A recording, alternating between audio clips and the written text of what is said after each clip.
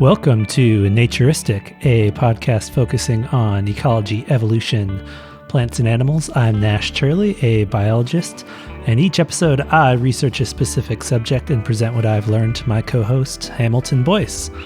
This episode, we discuss owls.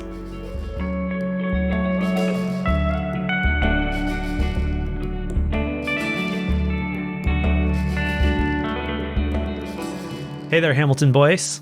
Hello, Nash Turley. How are you? Well, it's been busy. It's been a while since the last episode, and moved to a new apartment and lots of other stuff going on. So lots of stuff that no one even remotely cares about that we will skip right over. Right. I do have one question for you, though. Yeah. The last time we talked, you had never seen Twin Peaks, and then you sent me a quote from Twin Peaks, which to me implied that you had started watching it. Yeah, I watched the first season. Oh, okay. Nice. Yeah, it was cool. Definitely, I liked the weirdness, and there were references to owls. Yeah. Which is our topic for today. Yeah. Though I didn't make it to where, presumably, it sounded like there was going to be some explanation of these references to owls that I did not get to. Once it got to season 2, it started feeling more like a horror movie, and I didn't really like that. Yeah. Because I don't like those vibes. Right. It still wasn't anything bad about it, but I just kind of stopped watching because just don't really like that vibe. But maybe I'll watch season 1 sometime. is the classic. Season 2 is hit or miss. Like, it gets into some weird zones, but like by the end of it, David Lynch comes back, and the creators come back, and they're like, "Oh, we should probably like make this watchable again for a while before we stop." Okay. But if you think that there's ever any kind of explanations about anything in Twin Peaks, then you obviously are not very well versed in Twin Peaks. Sure. Yeah. I think there was a sense that some of this stuff was going to come to some conclusions, and then season 1 ended. It's like, well, no, that's fine. Yeah. I mean, they explain some stuff, but it's not a given. But it's cool to see, just kind of be in the Pacific Northwest and just weird people doing weird stuff. Yeah. Do you have any firsthand experiences with owls? I do. They are my friends. No. No, I've seen a handful of owls in the wild. Not as many as I would like, but I think like the first period of time when I was starting to bird, I just never saw any, and then I think I finally like saw one in Discovery Park, and then like from there started seeing them every once in a while. But yeah, there was one story which I think I had mentioned to you before, where we were out at Nisqually Wildlife Refuge, and there was like a seasoned birder who was looking at something in a tree, and we were like tiptoeing up, and it was kind of like, I don't want to interrupt you, but also tell me your secrets. And so she was like, oh tell me your secrets. Yeah, I like that. So she was like, oh yeah, there's nesting owls up here. So we got to see some little baby owl heads popping their heads up out of the nest up in the tree nook, and yeah, that was pretty exciting. That was the most exciting one. Then another one was Beacon Hill, our old neighborhood. We were on a little run, and we ran up to the top of these stairs, and there was like a fence right there, kind of at the end of this little green belt, and there was an owl just staring directly into our eyes, into our soul. And then we were like, oh, and I was like going to try and get my phone and take a picture, and I was fumbling, and by the time I had anything ready, it had just sort of soared off on its own. But it was pretty cool to have that up close and personal, like face to face with an owl. You got the binocular vision looking right at you. Yeah. It seems like that's really the key trait that makes them so iconic, I think. Just the face. Totally. With the 2 front-facing eyes. That reminds me of a joke, Tickle Me Elmo. Not Tickle Me Elmo, Furby. That if you look at Furby, it has binocular front-facing vision, which means Furby is a predator. Oh man, yeah, there's a reason why they seemed so unsettling, I guess. Yeah. Like there's no, only predators have that type of vision. So Huh. yeah, most animals that are eating plants that are afraid of getting eaten have their eyes on the side of their heads more. That's cool. Because I never thought about that. they don't really need the binocular vision to find their food because it's a plant, but they need the extra field of view to see predators coming. So yeah, that's cool. So the wider someone's eyes are, the less dangerous they are. If we want to get to pure, what is it, phrenetics or phrenology? Something like that, yeah. I think my most notable owl experience was at Discovery Park, which you mentioned, which is in Seattle. And I was out tracking song sparrows on a project we both worked on, poking around the woods with this antennae, listening for beeps, trying to triangulate this tiny little bird. And I just kind of ended up underneath this big cedar tree. And there were two barred owls calling to each other. And they are known for saying, "Who cooks for you?" It's something like that. Nice. Nicely done. And there were two in two different groups doing it, like calling to each other. And they were so focused on calling to each other that they just didn't seem to care about my presence at all. That's cool. So I ended up standing right underneath one of them, and I dropped the antenna and made all this noise, and it looked right down at me and was on a branch only 5 feet above my head, and looked straight down at me, just binocular vision right into my soul, and then just looked back up and started calling again. Didn't care that I was there at all. Like this clumsy guy just dropping stuff. He is not a threat to me. Yeah. Sorry, Mr. Owl. Glaven. I one other time I saw a great gray owl, the largest owl in the world, in eastern Washington. I was riding a bike on a trail in the woods and came around a corner and also looked right at me and then just majestically soared off. Great. Really cool. That's great. Also, a couple of days ago, I spotted a barred owl again down here in Florida. Nice. Out bird watching at dawn at this park, and right at the parking lot, the first bird we saw, I looked at this tree line right outside the gravel parking lot, and there was a barred owl just sitting on a branch, blending in, and its eyes were closed until I got a little bit closer and it opened up, but didn't fly away, just sat there. Nice. Good morning, or I don't know, good night, I guess.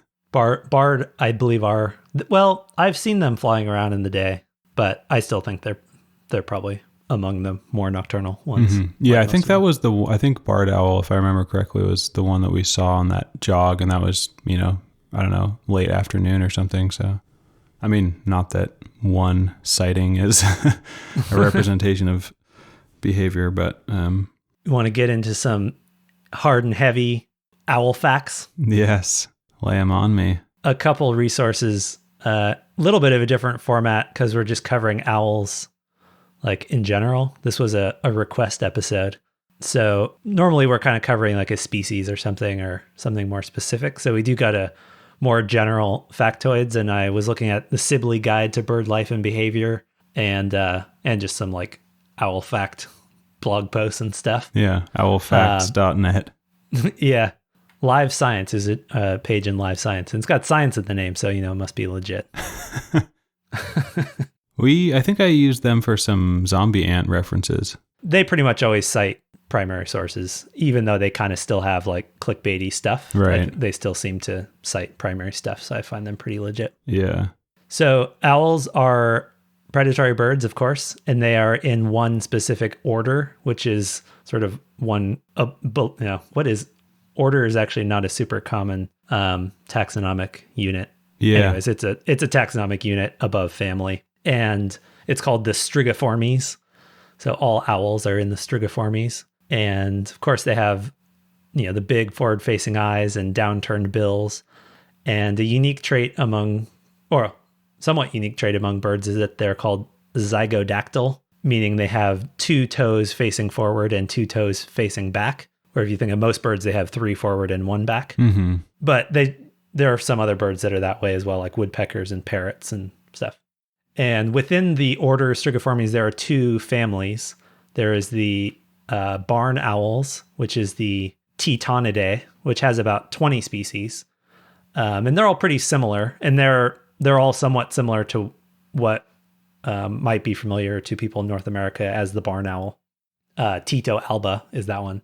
Yeah. So they're about a 3-foot wingspan, and they do not have ear tufts. They have a very heart-shaped face, and that's kind of the vibe of all barn owls. Most of those 20 species are in Asia and Australia. So the one that we have in North America is the barn owl. Yeah, I mean the common name of the one we know is barn owl, but also the common name of the whole group is the barn owls. Right. Probably named after that one species, just because it's actually one of the more widespread animals in the world, Tito alba. The one that's in North America is also basically everywhere in the world. Cool. They just fly wherever they want to go. Yeah. And yeah, barn owls don't have like the hoot sounds that we normally associate with owls. They make like kind of harsh clicks and screams and stuff. Mm-hmm. Yeah, I once at a wild animal rehabilitation center that I volunteered at had the pleasure and horror of cleaning out and feeding a barn owl. Because I would go into, it was like the cage like the size of a small bathroom, and it would just be sitting up on like a dowel up towards the ceiling, and you'd walk in and need to just like clean up the poop and change the water and stuff, and it would start holding its wings out and rocking its head back and forth. It was really creepy, and bobbing its head and then snapping its beak like oh god. Really, really spooky. And I was like, man, I gotta get out of here. Give you your dead mice and book it out of here. Yeah. Do you know what that was? Was that a defense thing or just like Yeah. Yeah, I think that's just it just achieved its goal of just freaking you out. Yeah. Like if one's nesting in a shelter or barn or something, they'll do that to keep you away from their nest and stuff. Mission accomplished. Totally. It's amazing how something that, probably weighs like 1.5 pounds or less can freak you out so much. Totally. But it, even at, their weight doesn't mean they couldn't mess you up. They got huge claws and stuff, talons. Yeah. So the other family are the typical owls, which is the Strigidae, and there's about 200 species of those. So most of the diversity is there. Right. And they vary a lot. They have the smallest and the largest owl. The smallest owl in the world is the Whitney's elf owl, which lives in the Sonoran Desert down in Arizona and northern Mexico. Not in Santa's workshop? Unfortunately, no. Okay. There are other elf owls, though. I don't know if there's any up north, but there are another northern small owl, which we'll talk about later. Okay. They're about a 10-inch or 25-centimeter wingspan and weigh about 40 grams, which is pretty comparable to the size of a song sparrow. That is very lightweight. Yeah. And so it's definitely worth, if anyone's interested in looking at a photo of these. They're super cute, but all the photos, I just couldn't really get a good sense of how small they really were until I compared the mass to a sparrow. And I was like, wow, this really is just the same size as a sparrow. It's wild. Yeah. Maybe a Cadbury egg or something. That probably weighs more than 40 grams. I mean, 40 grams, birds are insanely light. Right. As far as size, I guess maybe a little larger and a little lighter. Yeah. It's like, I don't know, like the size of a coffee cup, maybe. Roughly, something like that. Coffee cup, huh? I don't know. That's just the thing I had next to me that looked about the right size. Are we talking venti or? I don't know what those different sizes mean, but anyway, start sizing birds based on Starbucks cup sizes. Yeah. So the largest owl is the size of 3 grande mocha cappuccinos. Oh God. Which is the great gray owl that has about a 5 foot or 1.5 meter wingspan. And even with that, it weighs about 120 grams or 2.5 pounds. So yeah, the heaviest owl's still only 2.5 pounds. Yeah, it's very kind of surprising. If you were in a contest to guess the weight of the largest owl, you would probably lose. I mean, when I say you, I'm more referring to probably myself. The royal you. Yeah. Thou. Among the typical owls, the Strigidae, there's all sorts that specialize in all sorts of different types of habitats, like snowy owls, of course, which are all about living in the Arctic tundra. burrowing owls and short-eared owls, which specialize on grasslands, northern hawk owl, which lives in boreal forest, and lots of forest species like barred owl, screech owl. So most habitats in the world, there's an owl around. An owl for every occasion. Would you say that they are highly adaptable? Well, yes, but I would challenge anyone to find any group of animals that could not be, where that statement would not apply. Right. Especially if you're going as large of a group as order. Right. Yeah. I mean, you could pick a weird thing that's like a species that lives only on one Pacific island or something, and then you'd maybe have a decent argument that. And then you'd be like, got you.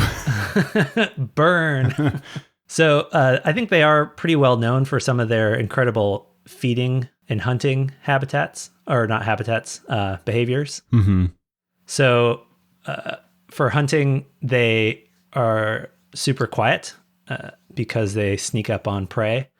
And one of the ways they can fly and be so silent is the leading edge of their wings has these super, super fuzzy feathers. They're almost downy feathers that, I mean, I guess, to be honest, I don't really understand the physics of it, but I guess if you're just kind of pushing something really soft and fuzzy through the air, it doesn't disrupt the air and make noise. Yeah, and it absorbs the sound waves that it's making. Yeah, I guess that makes sense. If you're going to like swing a tennis racket through the air versus a fuzzy pool noodle, then... Right, like would you rather sneak up on someone in chainmail or a giant fluffy coat? Yeah, they are the fluffy coat sneakers. Yeah. And owls are some of the most acute hearing animals, and the barn owl specifically. One old paper had, quote, said the barn owl had the most acute hearing of any animal tested. Any animal, period, in the world. Yeah, at least it's been tested. Snap. Yeah. I can't think of any animals that would have better hearing that they would have not tested. Right. I'm sure there's an insect that beats it, but how do you test the hearing of an insect? So yeah. You're like, wink when you hear this certain sine wave pitch. Yeah. Secrete a gnarly pheromone that makes my eyes water. Takes nearly their whole lifespan to teach it to them, but then they can finally do it. Right. There are some pretty wild experiments that have tested the ability of insects to sense pheromones. And they're kind of grisly, but they basically put electrical, what's the word? I don't know. A thing that can measure electrical impulses in their brain. Mm-hmm. That they know where the nerve impulses are that attach their antennae. So they can basically tell when the antennae are being stimulated, and then they can release their known pheromone into the air and test the lowest threshold that they can detect that, which is way more sensitive than any machine we have. Oh, wow. And they've even used this grisly little bionic moth to find other moths. Like if they want to find the female, they can rig up a little telemetry system with the male moth and its antennae to like track it down. Huh, that's very sci-fi, and also like it's really impressive, and it's also sort of diabolical. Totally. So one of the things that makes owl hearing really incredible, in addition to how sensitive it is how accurate it can be in terms of locating things in space. And one way that owls do that is they have asymmetrical ear openings, which just means that the ear on the left side of their head is higher on their skull than on the right side of their head. And for a lot of owls, if you look at their skull, you can actually see it. They're just kind of slanted. So the ear hole is just up and, on an angle. Yeah. Do you look at a lot of owl skulls? Yeah, like 8 or 9 hours a day normally. It's just kind of calming. Right. It's just sort of like a hobby, just, nothing weird about it. Yeah, and I blindfold myself and challenge myself to identify the species just by feel. Right. Getting pretty good. Yeah. So the asymmetrical openings allow for advanced depth perception in hearing. So when you think of hearing, and we do this just as well, so the way in which we can tell the location, basically like left or right of a sound, is your brain, the sound reaches, if it's coming from the left, it'll reach your left ear first, the sound. And then a tiny amount of time later, it'll reach your right ear. And your brain calculates the difference and can estimate the direction based on that differential in time. And so there's always that left and right ability. But if you also have them asymmetrical, then you get kind of like, that's like the XY axis, where if you have the asymmetrical, you also get a Z axis of an extra level of dimensionality of space based on kind of the up and down. Yeah. So that's something that helps them be able to hunt prey in total darkness and pinpoint the exact location of prey purely by sound. Very cool. There's some pretty amazing visuals of owls that hunt through snow, and they'll hear a mouse like scurrying under the snow. Of course, they can't see it at all, but they'll hear them, and they'll dive down and they'll plunge their talons through the snow, and then their wings are spread out with the fingers of their primary feathers all out on the snow. So it's basically like this angel of death, snow angel. Yeah. Plunked down onto the snow. It's really cool. It's like a little snowshoe of death. Yeah. So once owls catch their prey, they very often just gobble down their prey whole. When you see an owl, you just kind of see the very tip of their beak, but their beaks are often really wide, so they can really chow down on some big stuff. But sometimes they'll also kind of pull off the head or legs and stuff first if they're having a bad day. Yeah. Either way, they normally eat it all. And if they're eating all this fur and bones and stuff that they can't really digest, the way they deal with that is all that stuff gets caught up in a part of their stomach and turns into a pellet. And then they regurgitate this pellet of like crushed up bones and feathers and stuff. Owl pellet. And those pellets have been used to study owl feeding quite a bit, because you can just dissect them and find, what mammals and what birds they've been eating. Do you remember the owl pellets that we found that had song sparrow tracking bands in them? Yeah. Yeah, that was barred owls. So all the birds that we were tracking had leg bands, and some of them also had little radio backpacks on them. Transmitters, so that we could track them. Yeah. So then we tracked them to not a bird, but an owl pellet. Yeah, one of the pellets just had it had the backpack in it, right? The transmitter. Yeah, I think one at least, if not a couple of them. That's how we found them, was the transmitters. Still functioning. Right. Yeah, impressive. And yeah, so the experience of tracking a bird would just be, you'd be triangulating it, and eventually it'd be like, it really does not seem like it's moving. And then I believe there was just like a spot where like, this seems to be where the pellets always ended up, is under this, big cedar tree or something. So I guess that's where they like to regurgitate their pellets. It's a good regurgitation spot. Oh yeah, the best. It's hard to get a table. It's busy. But, if you can get in, there's no better place in the Pacific Northwest to puke up some song sparrow bones. Yeah, great atmosphere, the service is good. They kind of just leave you alone, let you do your thing. Do you think it's pleasurable for an owl, the process of regurgitating a pellet? Yeah, that's a good question. I mean, I feel like it's sort of a joke question, but I feel like the concept of like pleasure is kind of interesting to look at with animals, because it's like how much is just like raw instinct and how much is calculated, and how much like is there enjoyment getting from certain activities, or is it just like some species have pleasure, some don't? I don't know. It's kind of interesting. Yeah, I think it's fairly arrogant to assume that most animals don't feel pleasure and pain and stuff. Yeah. Maybe arrogant's not the right word. Naive at best. Because the animals we know well, I think most people feel pretty sure that cats and dogs and stuff experience things like that. Mm-hmm. So why would it just stop with the things we don't live in our houses? Right. Just the infinite quest for humans to say like X, Y, Z is what separates humans from the animals. Exactly. Yeah. And then every time they're like, well, that's actually not true, but whatever. Just if you need that to feel good about yourself, then that's fine. Yeah. Yeah. That's exactly it. And there are so many attempts for people to start off a new book or research paper of like, humans are the only animal to do blank. Right. And it's just always wrong.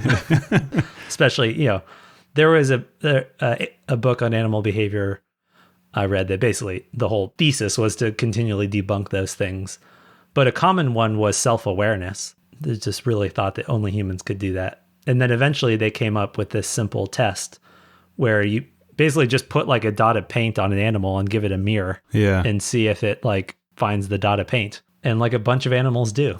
Yeah. They just like keep finding new animals that pass the self-awareness test. Yeah. And then they're now even like, well, even ones that don't, there's other reasons why they might not that don't necessarily imply that they're not self-aware too. Yeah, it's a test that can have false negatives for sure.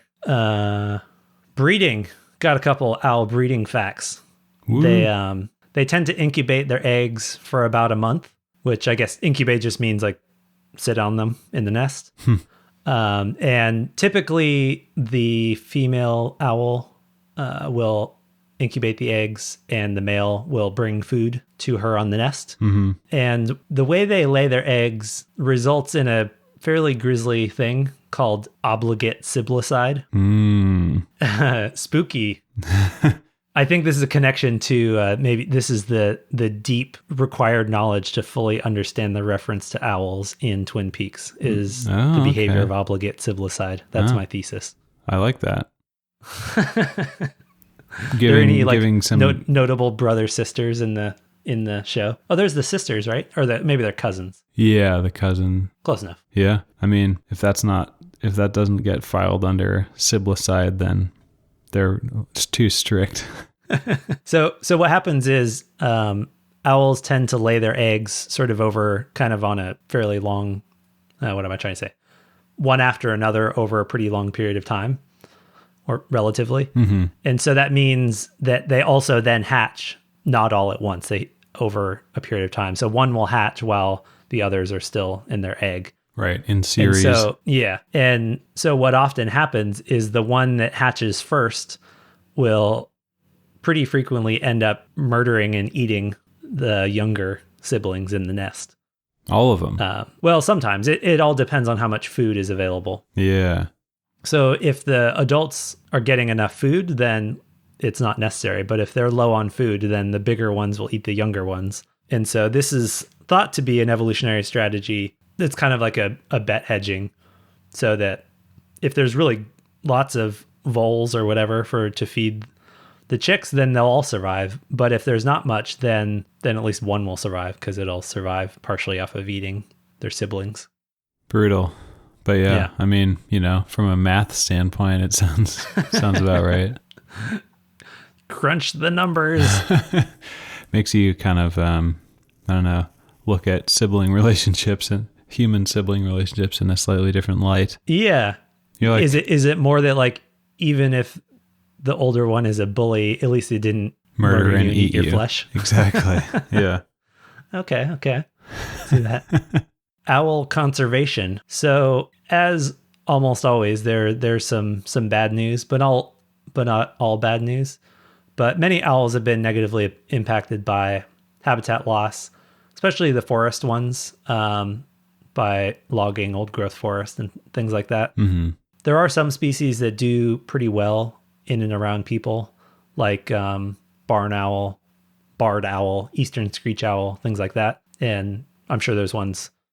Those are all North American ones, other ones.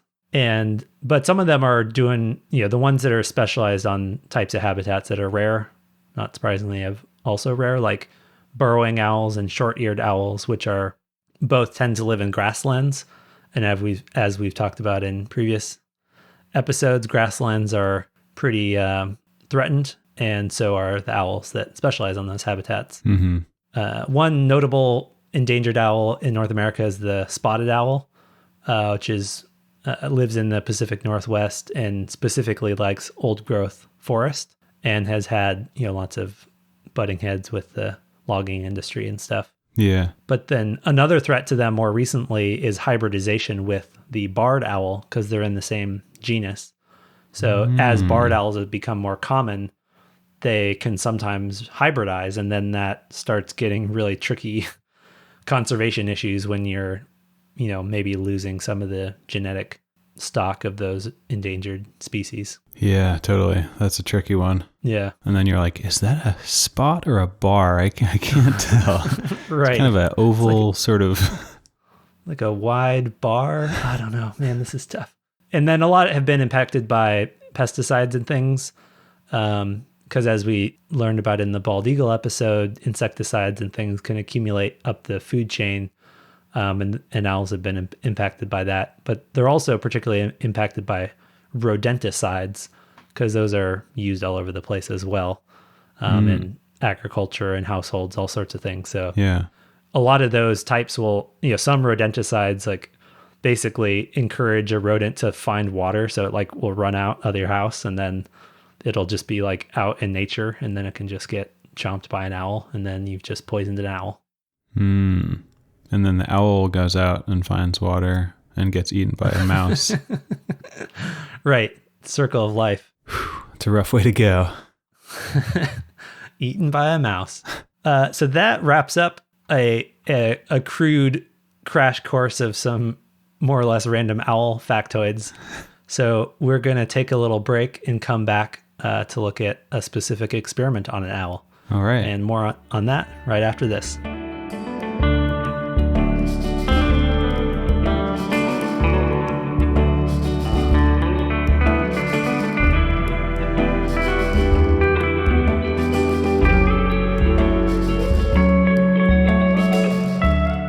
Alrighty, welcome back, Mr. Hamilton Forrest Boyce.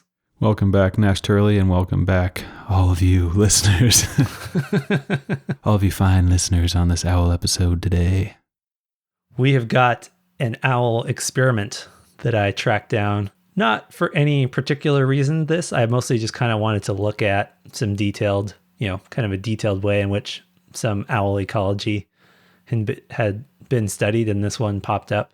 It's by Mason et al. In the Journal of Biological Conservation, 2016, and it is about how noise pollution impacts saw-whet owl hunting. That sounds like you're hunting saw-whet owls. Like, man, it's too loud. I can't catch these owls. Right. You keep scaring them off with your loud sounds. So, noise pollution. What comes to mind when you hear that? Noise pollution. What comes to mind is rock and roll ain't noise pollution, for example. Is that as a musical reference? That is an AC/DC song. Oh, nice. No, that is not what comes to mind, because I just learned about that right now. Yeah, I mean, just urban sounds, cars, airplanes, machinery. Freeways are real loud, as it turns out. Yeah, sirens, all sorts of things are out there. And I think, if you just search noise pollution, a lot of what you'll find is more about like human health and well-being and stuff, for good reason. I think there's more and more research showing that noise pollution is, like any other form of pollution, bad for our health and well-being. But of course, I guess also like all other forms of pollution, it's also can be pretty bad for non-human organisms. Right. There is some growing evidence of that more generally. So one study of these like loud noises from natural gas extraction sites found that these chronic loud noises can reduce abundance and diversity of songbirds by about a third, which is pretty gnarly. Yeah, that's a lot for noise. Yeah. And other study looked at traffic noise, seeming to really cause a lot of bird species to not show up in areas. So pretty, there doesn't seem to be a ton of research on it, but seems like a pretty consistent pattern that it is affecting bird behavior and other animal behavior. Yeah. I've heard studies of noise pollution affecting like pitch of bird calls and things like that. Like, right. Noisier populations will drift the pitches of their songs up or down or whatever. I feel like usually up to kind of get out of the range of white noise overlap and stuff like that. Yeah, it's pretty cool. In nature, there tends to be like a lot of the idea of the niche, which just like the specific habitats that organisms use, also seems to apply to noise. So one kind of somewhat hippie-ish hypothesis, but I think has been maybe tested, is that a really healthy, diverse ecosystem, if you go out and make high-quality recordings of it, you will have organisms that fill basically all of the sound spectrums, meaning that all of the evolved organisms to fit in that system are all there using up all of the available noise space because they've all evolved to use different pitches at different times, so they're not competing with each other. Yeah, that is very cool. I like that. Yeah. That's also how you get a good mix in music. Yeah. Good arrangement, you know? So this book, and I don't remember the name of it. I'll try to put it in the show notes that's on our website, naturistic.science. Put all the references for each episode there. But there's a book I read that was this guy who was a music producer. And the start of the book starts, he was like in the classic rock era. He worked with the Doors and a bunch of other things. And he just kind of got sick of the music industry, and he just started applying his knowledge of recording to recording nature and going out and testing these ideas about organisms filling up niche space and assessing the biodiversity of regions just by using sound and things like that. You're not talking Bernie Krause, are you? Maybe. Yeah. That sounds familiar.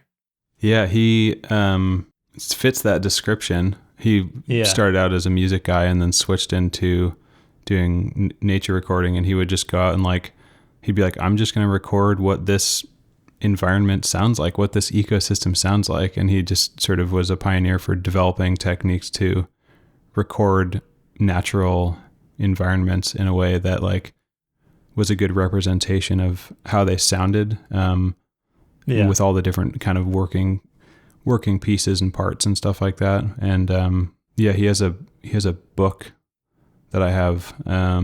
I want to say it's Into the Wild, but that's another thing. Let me see if I can find it here. Book Notes from the Wild. Yeah.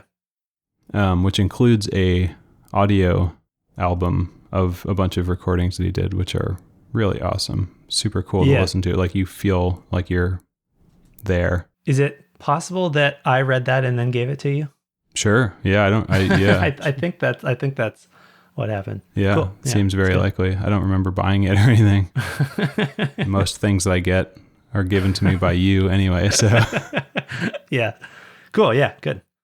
While there is quite a bit of research on just probably just because it's easier to do, how noise impacts what animals show up in places, there's less known about how it affects their behavior, and particularly even less known about how it affects the behavior of predators.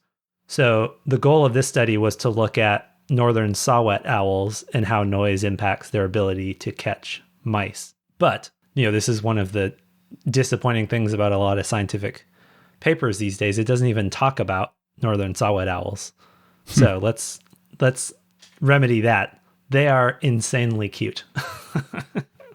They are, actually have some photos here. So they're kind of they can definitely fit on top of your hand. And they're kind of brown and speckled with huge bright orange eyes. Yeah, pretty small. There was one that showed up, made a bunch of internet stories over Christmas because it was in the Christmas tree in Central Park or Brooklyn Square. What's the place? Times Square. Yeah. The tree they always bring it just had the saw-whet owl in it. That is fantastic. So, yeah. And when they're juveniles, they look really weird. They're brown head and golden body with this white cross on their forehead. And when I worked at the same wildlife rehabilitation place, all the people there would always call the saw-whet owls baby Jesus. And I don't really know why, but I think it's just because they look so, even though they were tiny, they seemed important and majestic. Yeah. They just seemed powerful and important. So didn't you say that they had a cross on their forehead? Yeah, that might have been it too. Yeah, the juveniles have this Y, maybe more of a Y, but it's cross-like. So that might be it too. And yeah, so they're about 65 to 150 grams. So up to 5.3 ounces and a wingspan of about 19 inches, 48 centimeters. So yeah, pretty compact. They live throughout. Bite-sized. Yeah, they live throughout US and southern Canada, and they're particularly fond of mature forest, mix of deciduous and conifer trees. Though they do really like hanging out in conifer branches during the day. They'll like be out towards the end of the branches, really hiding in the needles. So they're very, very difficult to see in the wild. Unless they're in a public Christmas tree. Right. And they feed mostly on very small mammals. That's their main food, but they do sometimes catch small birds as well. And apparently they have the highest level of ear asymmetry of any owl. So they seem to be like maximum locating spatial arrangements with their hearing. One is on the top of their head and the other is on their chin. Yeah. Oh yeah. I think they primarily listen through on one side out of the cloaca and then the other side just out of their left eyeball. Oh, God. Not to go off topic, but I feel like you had mentioned on the first pass of this recording that their facial kind of structure was used as a little kind of listening cone, owls in general. Right. Is that accurate? Yeah. So when we think of owls, they often have that kind of flat face, particularly like barn owls and great gray owls. Some of them have more than others, but the big flat disc of feathers on the front of their face is also functional, and then it kind of directs this. It's like a big megaphone kind of, or the opposite of a megaphone, I don't know, that catches sound and directs it into their ear holes, because they don't have like cartilage ears, so their feathers sort of function as the sound gathering device. Yeah, pretty fancy stuff. Your reference to the first pass, we did a version of this that had a sound issue, so this is our second time, our first time doing an episode for the second time.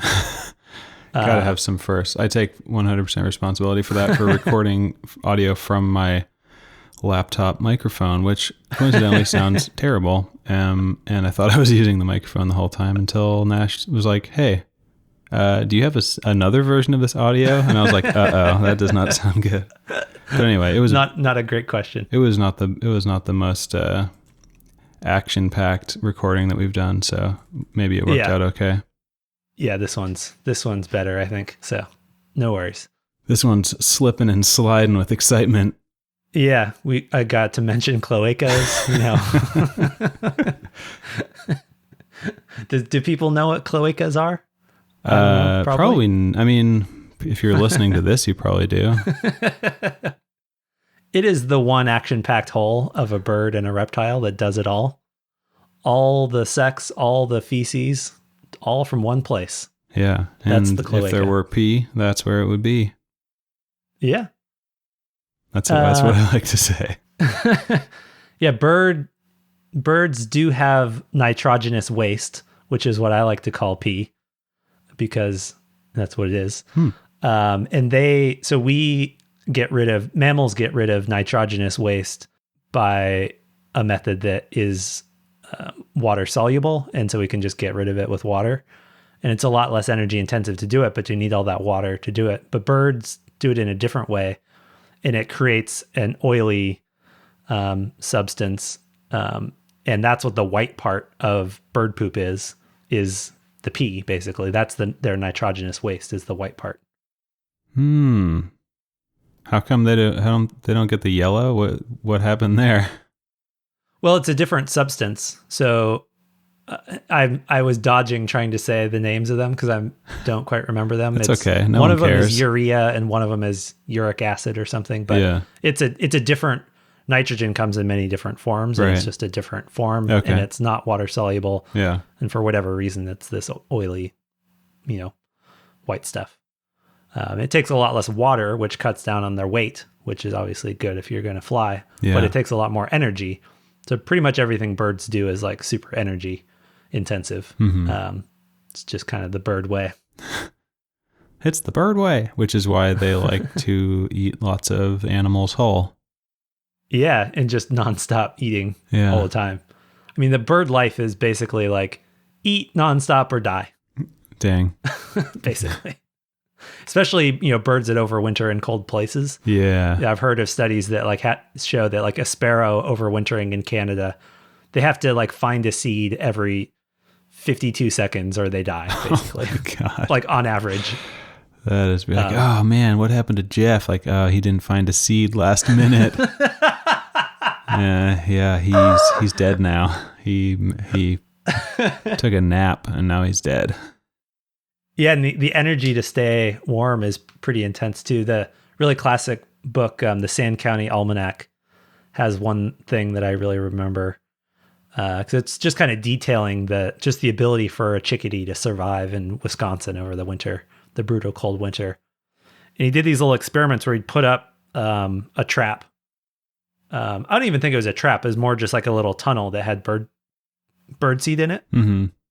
And if it faced the tunnel in such a way that they never had to turn their back to the wind, then they would go in and get the seed. But if they had to turn their back to the wind, they would never go in because that would, just the wind blowing up into their feathers might chill them enough that would kill them. Wow. So you basically always have a chickadee over winter is life or death to face into the wind so they don't freeze to death. That's how I feel when I'm like in on the East Coast during winter and I'm outside. Yeah. It's like, I would go into that Carl's Jr., but the door's facing the wind. So I'd rather just skip it altogether. I'm going to change my plans for the day. I mean, I heard they had a veggie burger, but guess I can't try it. Carl's Jr. I do like to use the McDonald's in Brooklyn as my ATM because I have like a true yuppie hippie asshole. I have a credit union, so there's not like a ton of credit unions around, but most of the McDonald's there for some reason have credit union ATMs in them. So do a lot of hanging out in McDonald's and I have to like look around and like make sure no one who I think is going to judge me for going in. for not buying anything or not, I don't know. Just my vanity of not thinking that people, not wanting people to think that I'm a McDonald's attendee, whatever, never mind. So these saw-whet owls, so we learned a little bit about saw-whet owls. In the area where they live, there's a lot of oil and gas extraction, and these have compressor stations, which is basically like they're pumping the natural gas out and they need to pressurize the pipeline or to make it into the pipeline or something like that. So there's basically just this big compressor running nonstop that makes a bunch of noise. Mm-hmm. It's really full frequency, quite loud. And kind of like maybe. I didn't get any sound samples, but let's go with that. Okay. And in the field where they're doing lots of natural gas extraction, basically the whole area can be impacted by the sound. And let's see, I thought I noted where this, Boise State University. So I believe this study was done in Idaho somewhere. So the questions of the study was, does this background noise reduce the owl's ability to detect, strike, and catch prey? So sort of three different aspects of the hunting process. Mm-hmm. And the overall sort of summary of what they did is they would catch owls and put them in these flight tents where they know that there's no light. And then they do playback of the noises that are recordings from these compressors and vary the volumes and things, and then measure aspects of their hunting ability. That's kind of the broad overview of what they do. Mm-hmm. And just because I like to, a few more specifics of what they do, they ended up going out and capturing 12 owls total using mist nets. What's a mist net? A mist net is a giant tennis net style piece of equipment that biologists use to put in the woods or wherever in a bird habitat, and they basically wait for birds to like it's basically invisible. It's like these super thin, dark threads, and they have these kind of rows that have pockets in them. So you can scare them in or trick them in, or just wait for them to fly in if it's somewhere that's on their normal route. And then they kind of hit the net and they sort of like fall down into these little pockets, and they kind of get like their feathers sort of tangled up, and it sounds fairly unpleasant. And I don't know, it probably is fairly unpleasant, but generally not harmful. Unless something horribly goes wrong, which occasionally it does, but we won't go into that anyway. So then the biologist can like take the bird in a nice friendly grip that it can't escape from, and sort of untangle it from the net, and then they'll go off and do whatever. Usually put it in a little bag and for transport or something, so they don't freak out, and then they can do experiments on them. Yeah. Probably the most common use of mist nets that's done very widely is banding birds. So there's many bird banding stations that are set up normally during migration, that are set up in the same spots every year, which provide a lot of the basic data for understanding bird migration and how often they survive. And they'll just catch birds, put a unique identifying band on them, and let them go.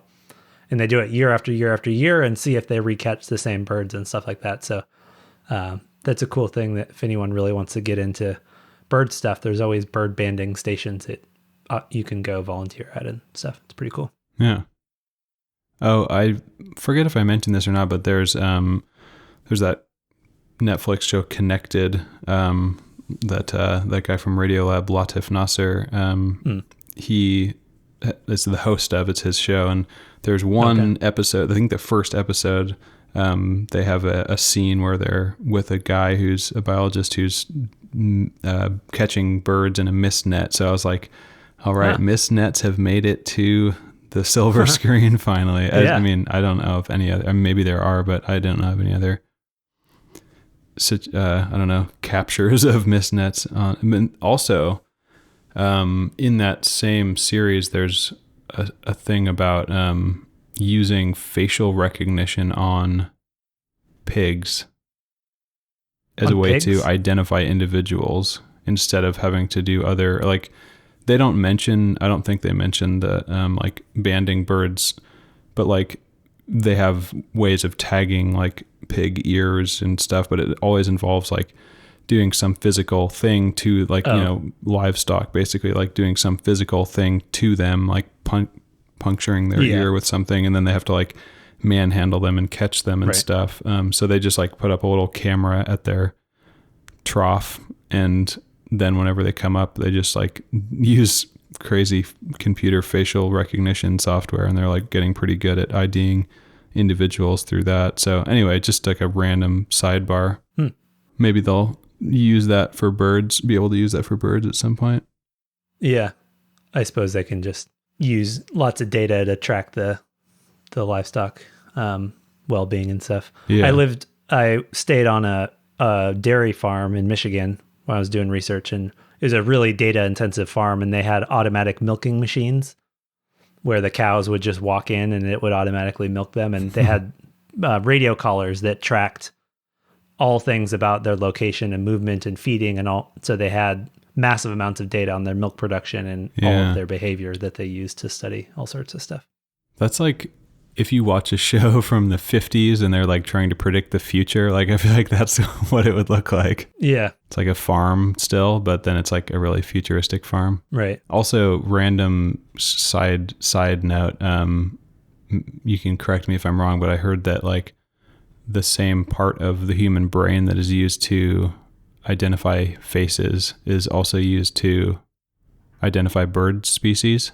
Have you heard this? Oh, no. I don't know. I read it or something, but I don't remember what the source is, so I can't confirm, but it's patterns. I'm not very good at recognizing people, but I'm good at identifying birds, so maybe it's a trade-off to how much you invest in one or the other. Yeah.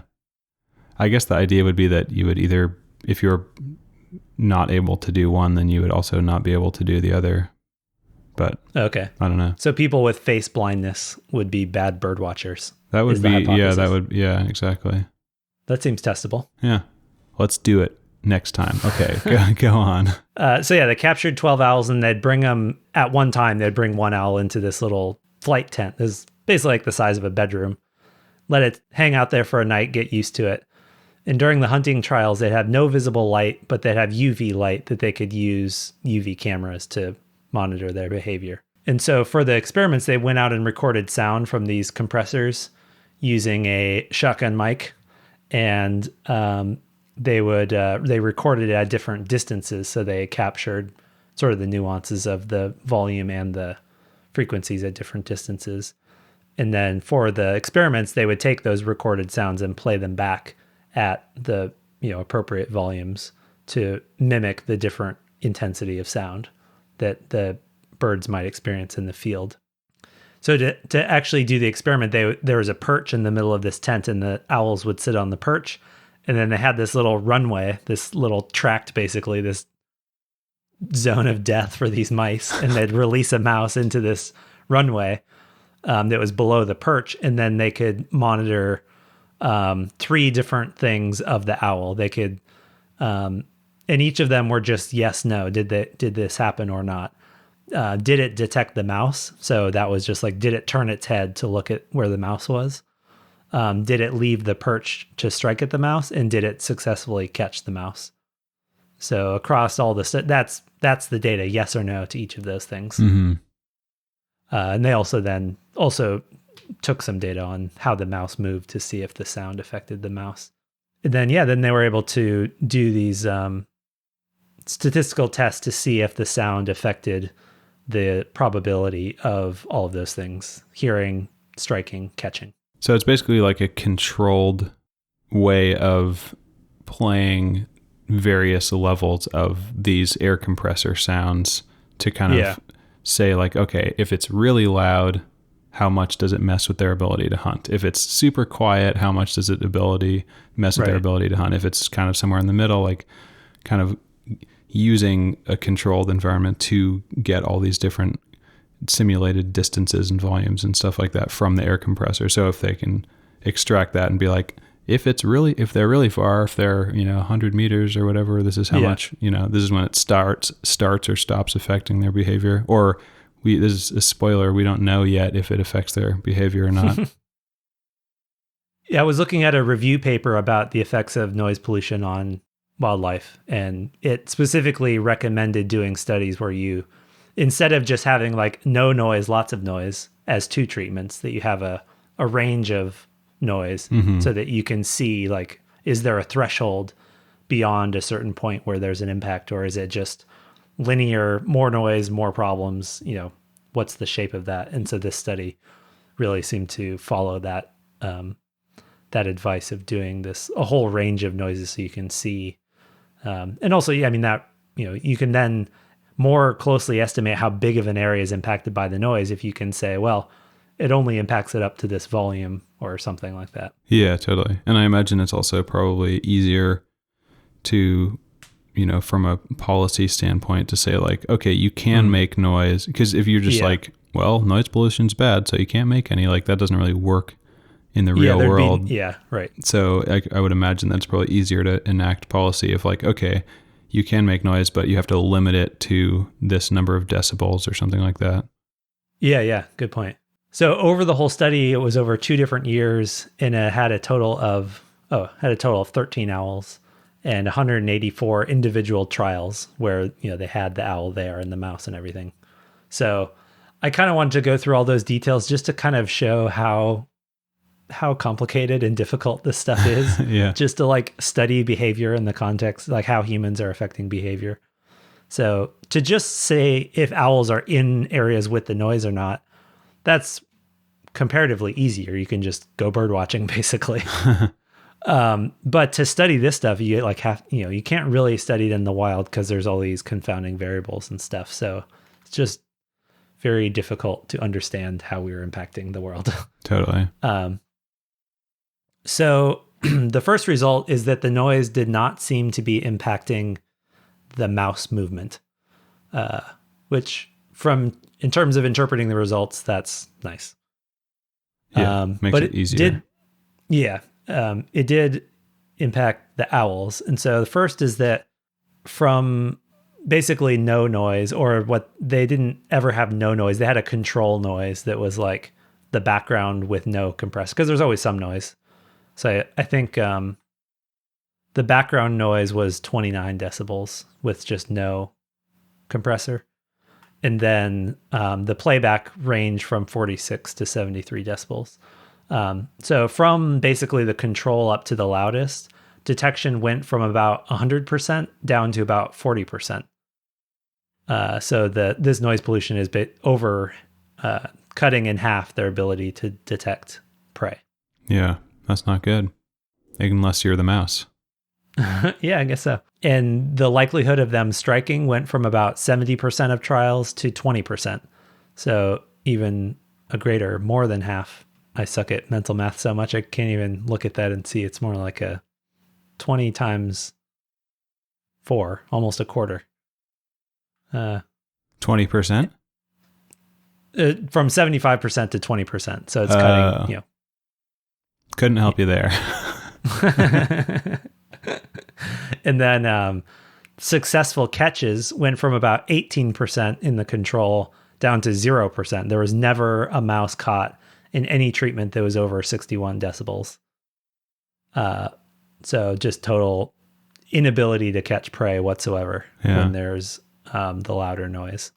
Also, the louder noise you said was 70 decibels? Yeah. So as a reference point, a normal conversation is about 60 decibels. A motorcycle engine running is about 95 decibels. And then 70 decibels is basically like the threshold for what they think is like going to cause hearing damage in humans for, if it's extended periods of time. So but it's not like insanely loud. Right. So it's not like instantly deaf. It's just like quieter than a motorcycle. Quieter than a motorcycle, louder than a conversation. So like if you're listening to music in a volume where you're actually enjoying it, you might be, pushing something like that. If you're jamming, if you're really truly jamming. Good. Yes, that was good. So we're down to 0, catching no prey above 61 decibels, which is, you said 60 was more like a conversation, right? Mm-hmm. So above the sound of people talking, they're totally have lost the ability to catch prey. Yeah.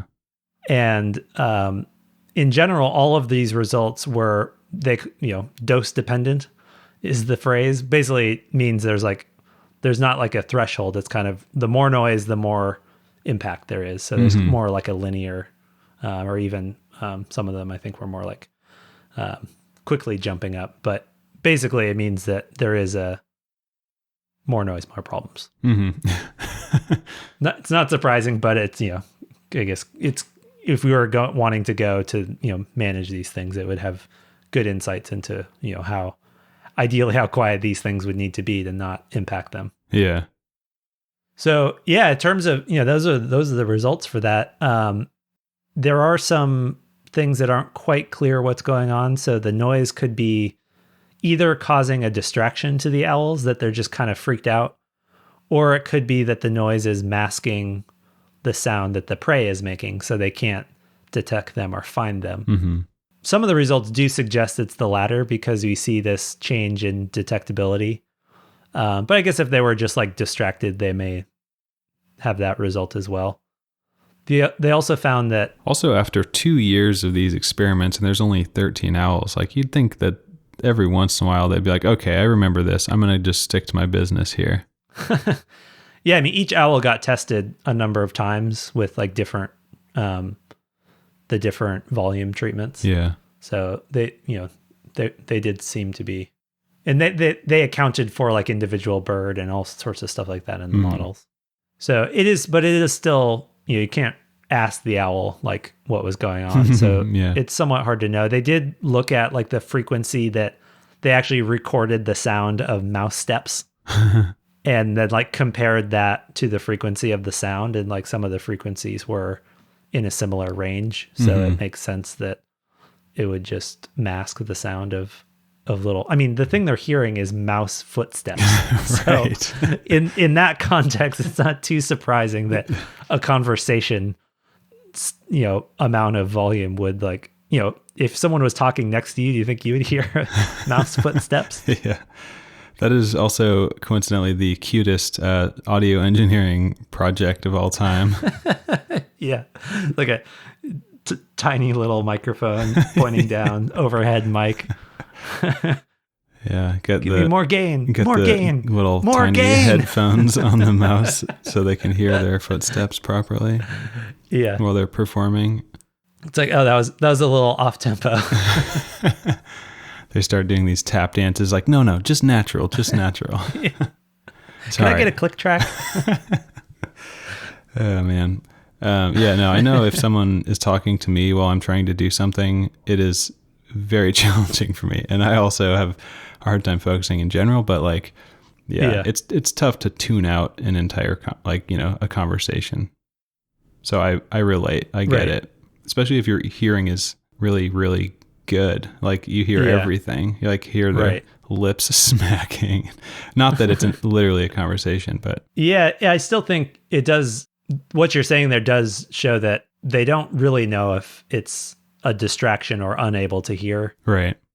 I think it seems pretty clear to me that it would mask their ability to hear it, but we don't know what their hearing's like. Maybe it could still very well be both, that they're just kind of like you said, if you're just freaked out or annoyed or by the sound, that could just be, well, I'm not going to bother hunting for a mouse when there's this weird noise going on. So yeah, totally. Especially if, but either way, every action you take is highly energy intensive. Yeah. But in some ways it's biologically kind of interesting, but from a management perspective, it doesn't really matter because they're not catching it either way. So yeah. Ooh, I found a good decibel chart here that has some fun comparisons. A school dance is 101 to 105 because decibels. We've all experienced a school dance. Yeah. Not me. Never. For example. For example, me, never been to a school dance. I used to go to school dances, but typically did not dance, which is I don't know. Weird thing to do. Stock car races, 130 decibels. Snacks. Yeah, there's snacks at school dances. Okay. What are you, a square? Well, I mean, it seems like that would be the main draw. No peanut M&Ms, no Cheetos, no pop. This is the worst school dance ever. I'm not even dancing. Oh man, being a kid is rough. So we add the next thing that I have not attended, which is a NASCAR race.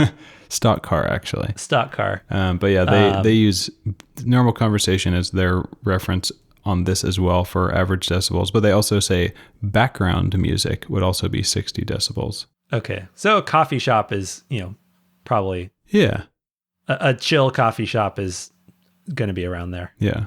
Or louder. Yeah, which, probably hard to hear mouse footsteps in a coffee shop. Yeah. Okay, so the resident owl in the Starbucks to get rid of the mouse problem is going to suffer from the adult contemporary playlist on the sound system. Yeah, the band of horses playing through the... Is that a good example? I don't know. Yeah. On their edgier days. The thing that feels like totally tame and boring. I don't know. Are they good? I don't remember. They're good. Yeah. Okay.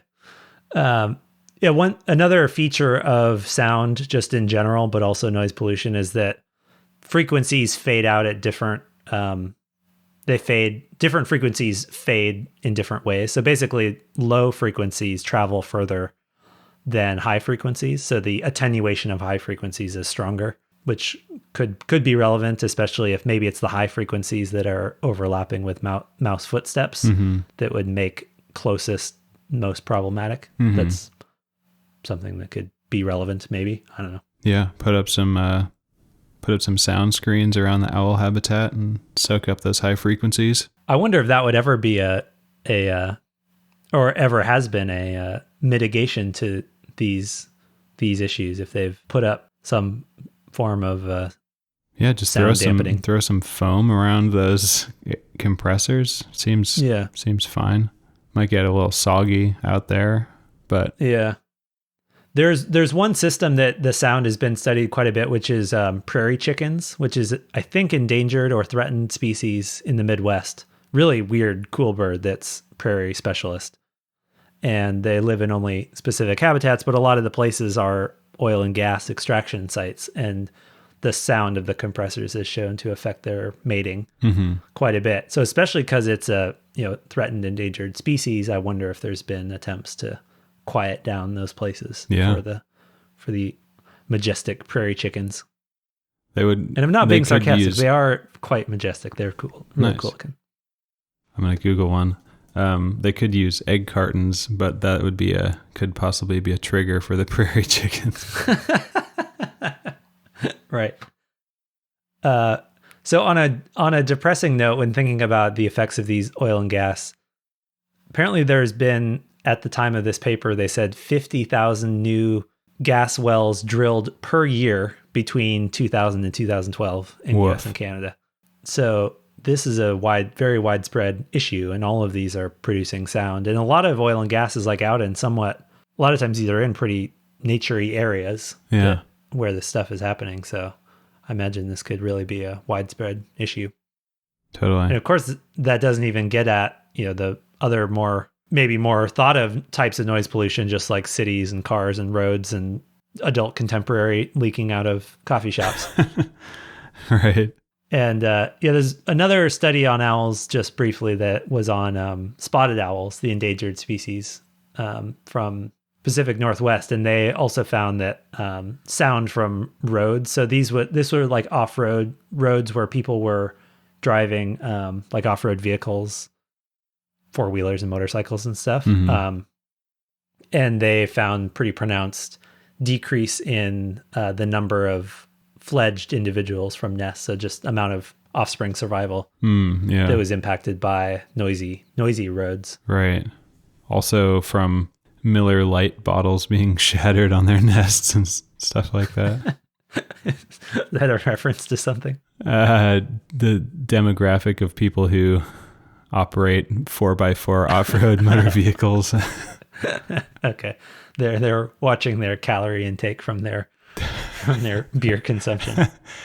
Well, it's because if you're going to be drinking beer all day, you need it to be a lighter beer, Okay, sure. The Metallica Black Album sounds coming from there. I don't know. That's a good album. I don't have anything bad to say about Metallica's Black Album. Hey, I'm not hating on Miller Lite either. Well, we've sort of gotten off the rails here. I think that's pretty much all I had. Did you have any other I feel like we should really wrap this up as fast as possible. For there's another attempt at a callback to a thing that wasn't funny the first time we said it. Yeah. As far as this, just the whole episode, or as far as this study? Yeah, either. Yeah, I mean, I had done a little bit of a cultural kind of reference to owls, if that's of interest at all. Yeah, lay it on me. Cool. Well, I'm going to pull at you and start by asking the question, what do you think of as cultural significance when you think of owls? Like, do you think of them as having cultural significance, or, just totally meaningless? Yeah. Or well, I mean, I think not being that familiar with Harry Potter, I think there's a bunch of owl stuff in that, I think. Yeah. And they seem to be a common thing in just like TVs and movies. If you want to be out at night and represent something spooky, you get an owl head turning around. Totally.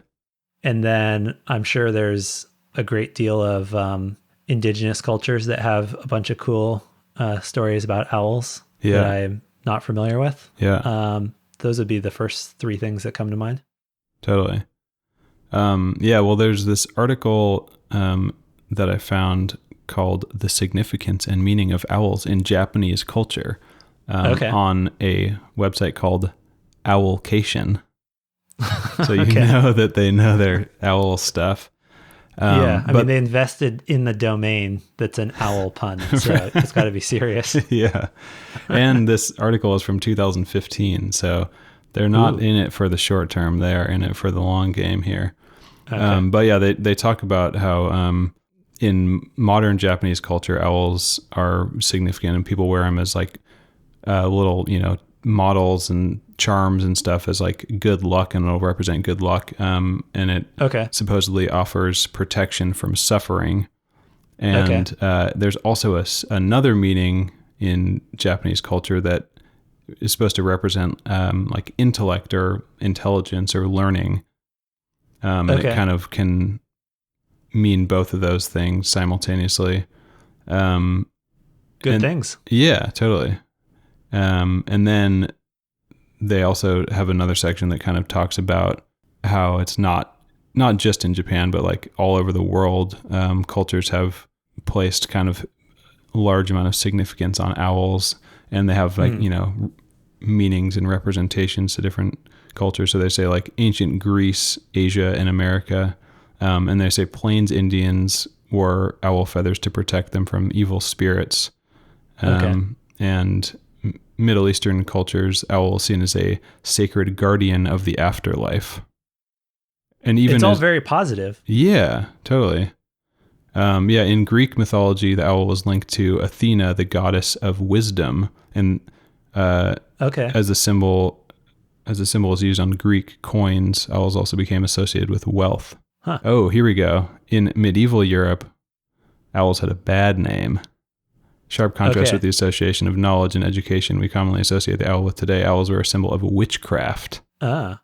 Leave it to medieval Europe to right. blow it for everything, for all the rest of them. To be the outlier. Yeah. Yeah, it's interesting because like a lot of times things that are predators, most predators aren't universally well liked. Totally. It seems. Yeah, like you have vultures as like a symbol of death and stuff, and even like crows or ravens, which I guess are not really predators in the traditional sense, but birds. Well, the bad association with crows and ravens is also, from my understanding, mostly a byproduct of like those huge eras of warfare in Europe when there was just lots of human corpses getting eaten by crows and ravens, and then they started having bad associations. But I know indigenous, at least Native Americans, had incredibly good and amazingly important associations with crows and ravens. So I think the negative associations with those is more a unique European thing. Yeah. I think. Yeah. Seems like it. But that might be, that might overlap with the owl thing as well. That's cool. And then I noticed intelligence came up twice. Yeah. I wonder if it's just the knowledge, wisdom. Yeah. They just look smart, or they seem like they know what they're doing. Yeah. I mean, they're very calm. They're very like calculated. They have those, the binocular forward facing eyes like humans. So they kind of have that sort of, maybe humans sort of almost feel like they're connected to them, and they have these, they have these secrets that they're holding inside, and they're not kind of like, they don't project ignorance or they're very controlled and stuff. So to me, it seems like that could connect and relate to how those got developed.